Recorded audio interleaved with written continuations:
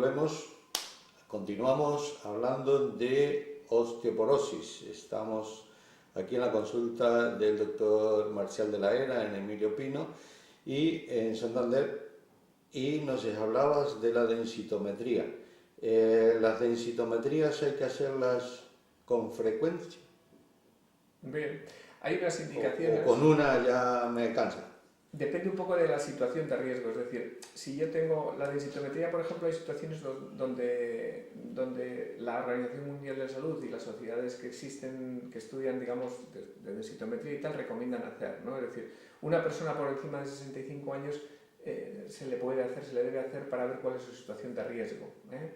Una persona que esté en osteoporosis reciente, que eso es normalmente el punto más que suele ser conflictivo, es decir, osteoporosis reciente, menopausia reciente, ¿no? Hay que hacer una densitometría a toda la población, depende del riesgo.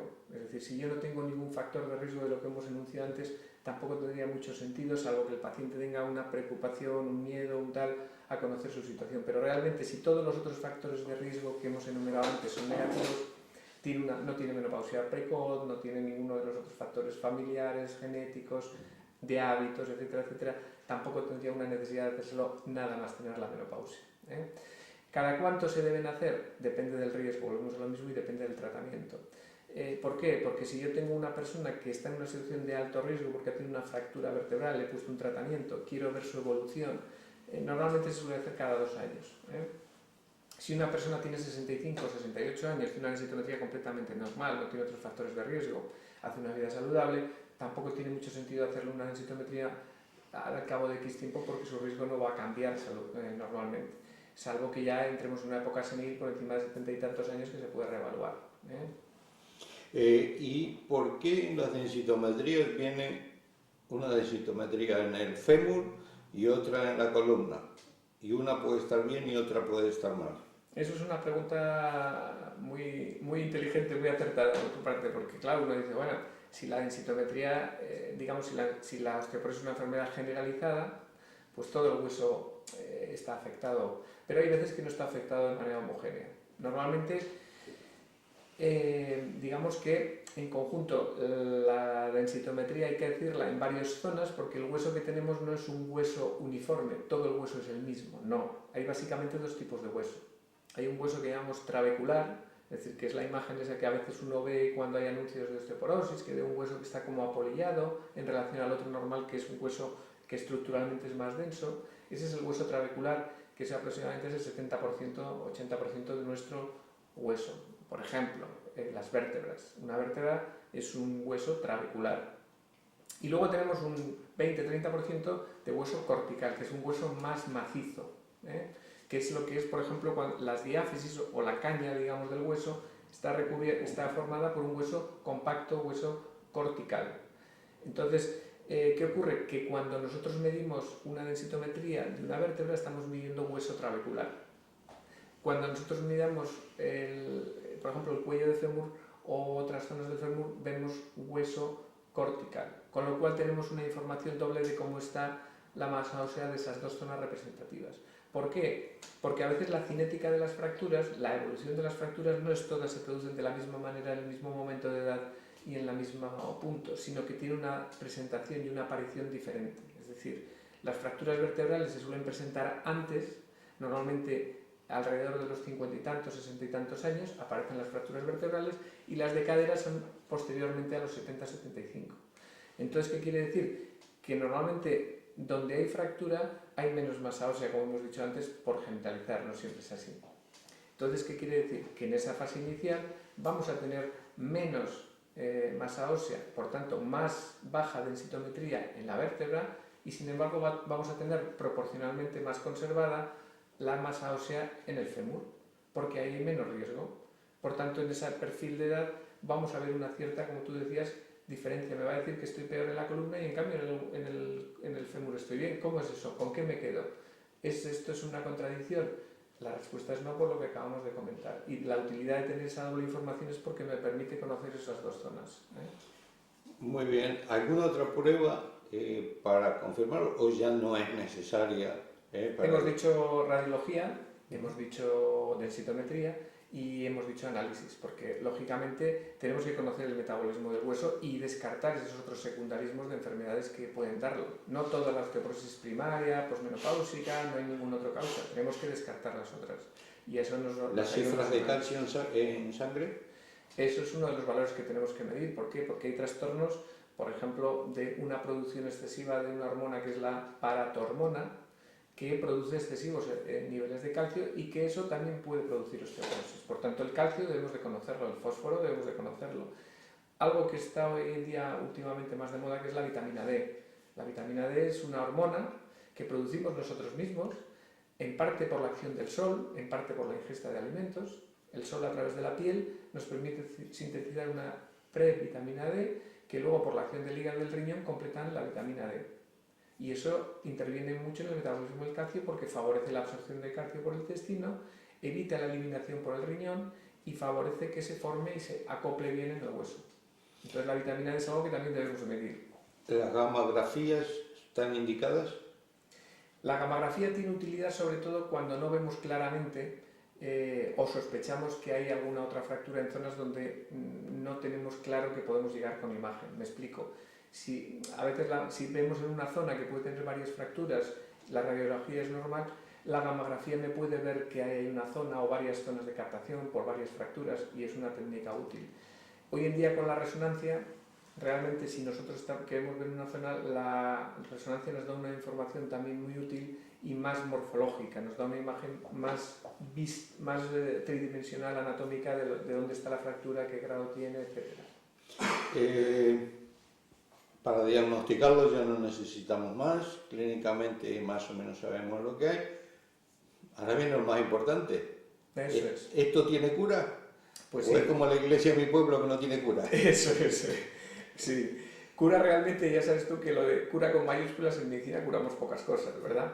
Pero sí que modificamos mucho la expectativa de vida y las consecuencias de la enfermedad. Entonces, eso sí en osteoporosis también existe, es decir, eso de que como tengo 78 años y me he roto una vértebra, ¿para qué con los años que tengo van a tratar? Es un error.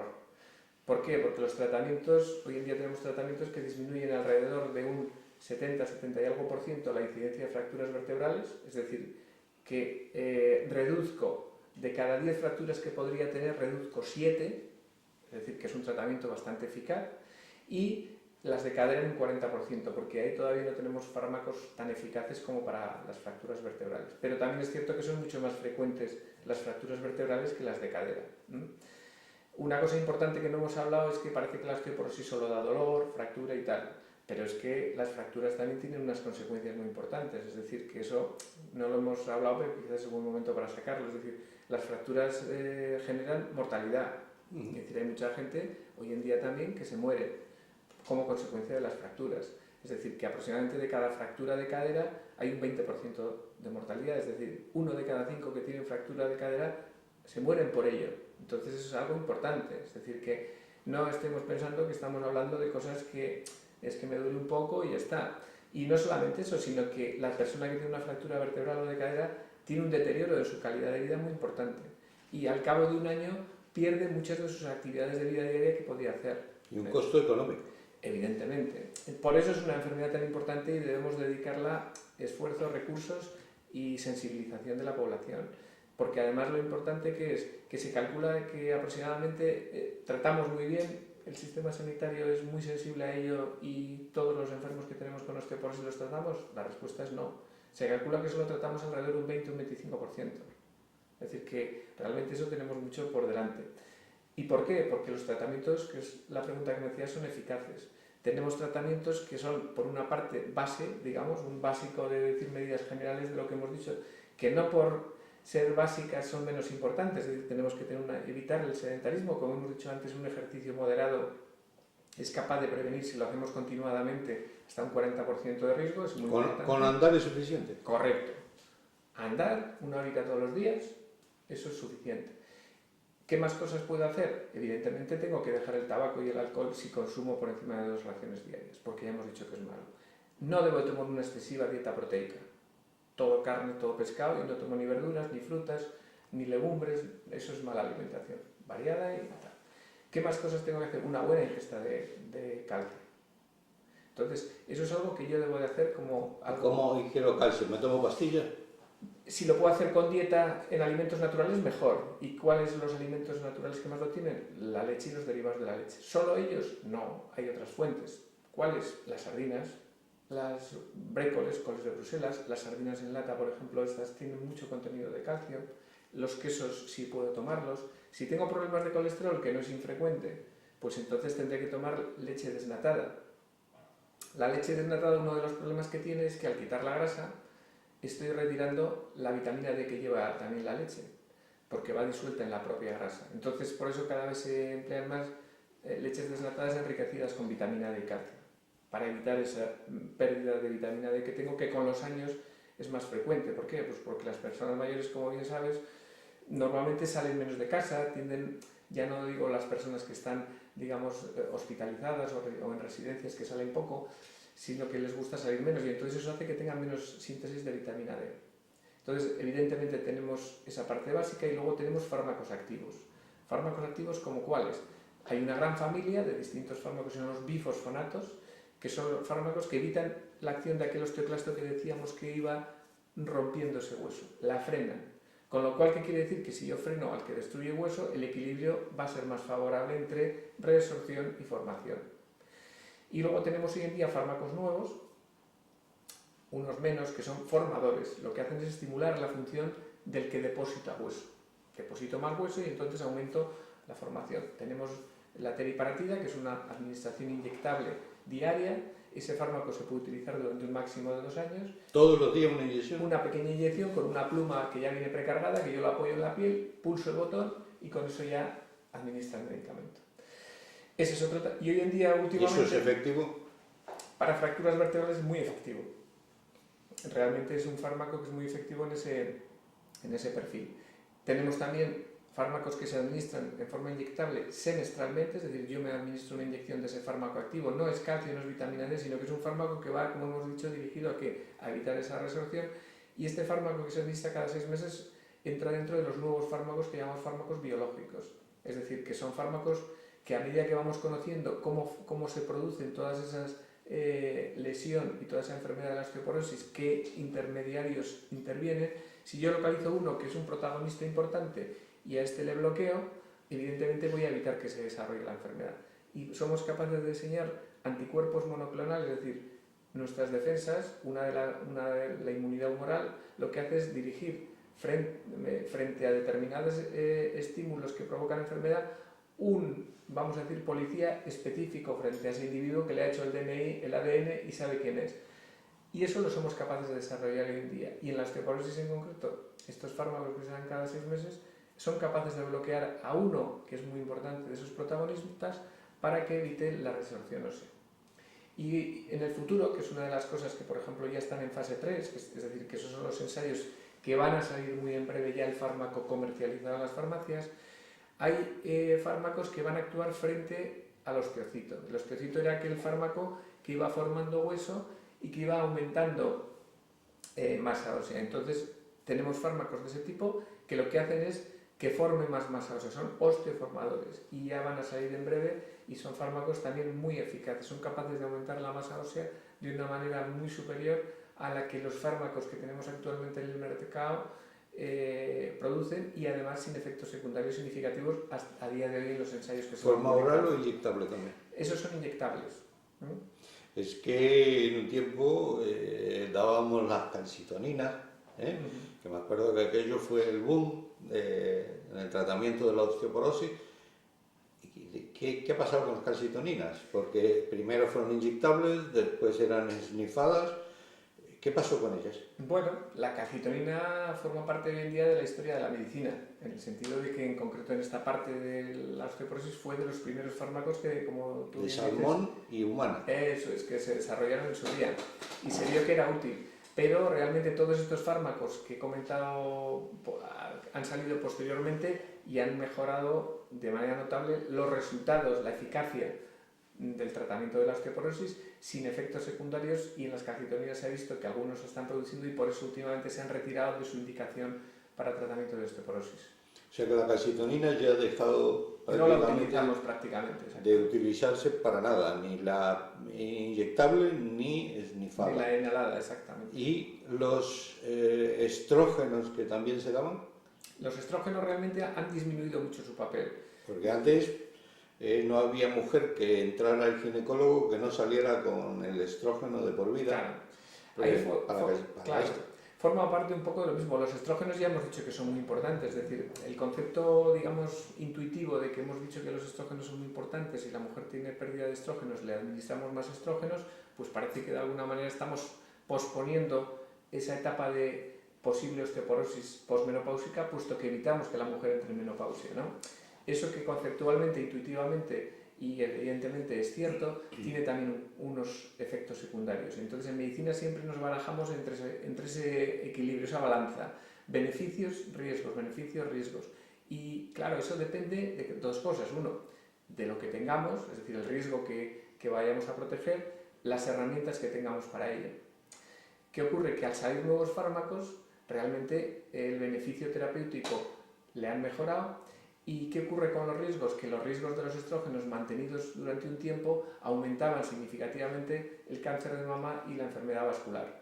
Entonces eso en grandes estudios epidemiológicos se pudo conformar y eso hizo que, por los dos motivos, porque tenemos otras herramientas terapéuticas útiles y porque era un riesgo no aceptable, se haya evitado la indicación del tratamiento con hormonas esteroideas para la osteoporosis. Es decir, que la única indicación que queda es el tratamiento para los síntomas climatéricos, los sofocos, la sudoración, etcétera, etcétera. Pero no como un tratamiento primario para osteoporosis, puesto que tenemos otras herramientas para ese campo. En el tema del calcio, has hablado del calcio es fundamentalmente de la dieta, la vitamina D fundamentalmente del sol. Hay medicamentos y hay pastillas de calcio con vitamina D, hay precursores de vitamina D, ¿qué es más útil? Sí, esto es algo que es un básico, es decir, lo que decía antes, un básico que es que yo tengo que tomar alrededor de, si tengo osteoporosis, 1000-1200 miligramos de calcio elemento al día. ¿Cómo? Si yo lo soy capaz de hacer mediante una dieta, perfecto. ¿Cómo tengo mis niveles de vitamina D? Eso es algo que el médico me va a decir y eso lo va a ver en los análisis que me ha pedido. Me dice, usted tiene una vitamina D normal, ¿qué quiere decir? Que usted no necesita un suplemento extra. Si yo no tomo lácteos, si tomo poco el sol tampoco quiere decir que uno tenga que volverse negro. Con tomar 10 minutos al día es más que suficiente. ¿Desnudo o simplemente si voy en manga de camisa por la calle? Las zonas expuestas en manga corta, cara, manos es suficiente. Si voy a la playa, con que esté 10 minutos, salvo que tenga algún problema cutáneo o que el dermatólogo me diga, oiga, usted no debe tomar el sol por este riesgo que tiene, pues tomo 10 minutos y luego me echo mi crema de protección para evitar los efectos nocivos del sol, pero no renunciar a los que son positivos. Y con esos 10 minutos diarios en zonas expuestas, manga corta, cuello, escote, cara, manos, pues con eso es suficiente, 10 minutos todos los días. Y luego lo que dices de los comprimidos, en aquellos que no tienen un aporte suficiente con la dieta, ahí suplementamos de manera exógena con medicación. Hay pastillas de calcio solo, hay pastillas de calcio con vitamina D, hay solo vitamina D sola, hay provitamina D. El médico es el que ya ajusta en función de este perfil que tiene qué es lo que le conviene a cada paciente, ¿no? ¿Esto va progresando o esto es el tratamiento hoy día que tenemos y que se piensa que vamos a seguir con ello? No, realmente hay una progresión, hay mucha inversión, digamos, por parte de la industria farmacéutica en osteoporosis y normalmente la inversión en osteoporosis lo que genera son resultados. La inversión en cáncer lo que genera son resultados, es decir, que no avanzamos si no invertimos y si invertimos, aunque sea una paradoja, vamos a avanzar. Y en osteoporosis hay muchos, como he dicho antes, he apuntado uno de los tratamientos, los inhibidores de la esclerostina, que es una proteína que tiene el osteocito y que se va a generar el osteoblasto y que se va a generar un aumento de la formación y por tanto mejor resistencia y menos fracturas. Pero hay otros dianas terapéuticas que estamos, que se están saliendo y que van a salir en breve. El osteoclasto también se está buscando una diana terapéutica y se está desarrollando.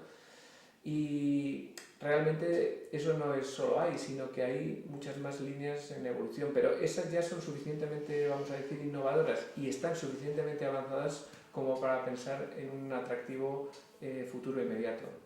O sea que en el tratamiento de la osteoporosis vamos progresando, están habiendo cosas nuevas y habrá cosas nuevas en el mercado próximamente. Sin duda, así es. Y lo veremos en breve, no habrá que esperar mucho tiempo para ver estas novedades. Pero insisto un poco en que lo importante no es tanto lo que tenemos por delante, que eso está muy útil porque quiere decir que es un campo en evolución, sino aquellas personas que hoy en día tienen osteoporosis, las tratemos. Es decir, que desde el punto de vista sanitario es, digamos, un debe que debemos de implementar, mejorar, es decir, la población que tiene osteoporosis, tratémosla. Una pregunta que me hacía un paciente y acabamos es, hablamos de que un adulto tiene una fractura y puede ser osteoporótica y hay que tratarla, evidentemente. Hablabas de un paciente de 78 años.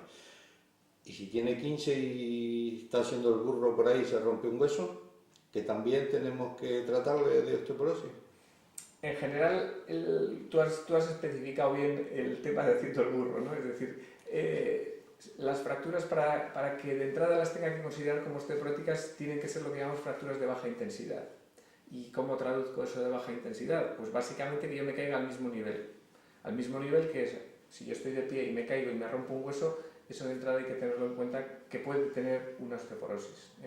Evidentemente, si yo estoy haciendo el bruto porque me dedico a deportes de riesgo y me tiro en parapente y me caigo y me rompo el fémur, pues eso, o tengo un accidente de coche, o me caigo de la escalera que estoy en el jardín podando el pino y me caigo y me rompo el brazo, pues eso de entrada no hay que considerarlo como fractura osteoporótica, porque es una fractura de alta energía, de alto trauma y que ningún hueso, aunque tenga 15 años, lo va a considerar. Otra cosa es que un niño tenga fracturas de repetición, que normalmente hay otro tipo de enfermedades del hueso, digamos, en la fase no de adulto, que también generan fragilidad, osteogénesis imperfecta y otras enfermedades que producen fragilidad ósea.